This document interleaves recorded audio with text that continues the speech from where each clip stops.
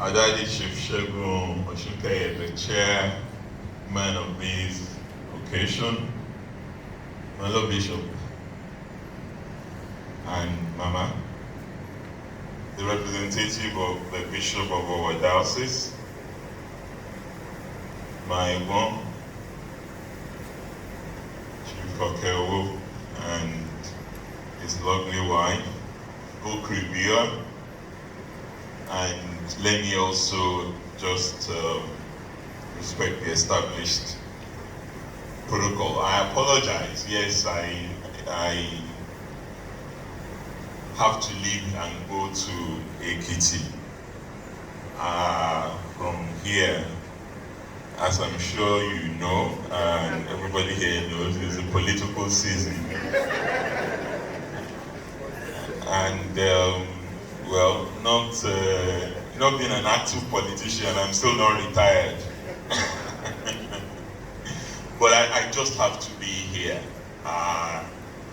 When my young brother came to see me in school, I think about a month ago, he came with Kayode Adebiyi, Baba's cousin. I'm a teacher now in the University of London, so they all came to see me and told me about this event and that they would really like me to be here. Without hesitation, I said, no question, I would be present by God's grace. And I'm glad that I'm able to make it. But I came in this morning and I said I have to come for this event. And the late Bishop is more than that. For us in Ekiti, and he was a quintessential Ekiti man.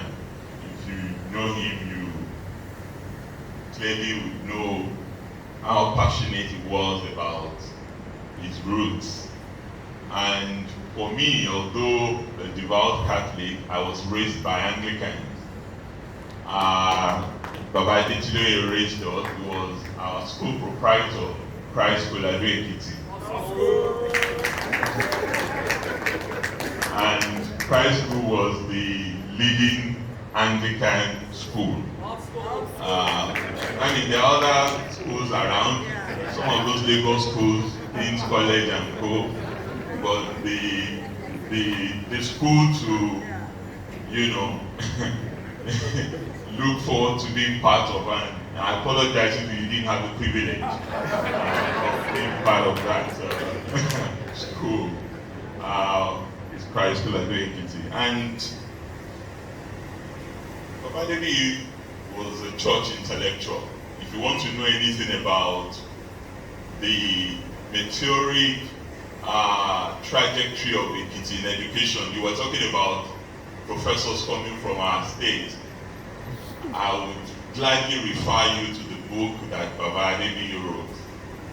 I think it was the product of his PhD dissertation on the rise of education through the church in Ekiti. And in that book you find very, very excellent gems on how Ekiti became the intellectual capital of the country. And in the period when I was governor, Baba was regular to me, was always coming to Ekiti. And just like Baba Adebiyi, he had a way of ensuring that one was grounded. You may be in your high office, but you had to be grounded in your service to the people. And you wouldn't be surprised, as Bishop in Owo, he was Baba Ajashi's diocesan, and you would know the role he played in the early days of Nadepo. And then he came to Lagos. He continued to speak truth to power right from the portals of Vining. So as governor, he was always pulling my hair, particularly about the road from Igede to Ido, which passed through OC. So I had no choice than to construct that road during the time he was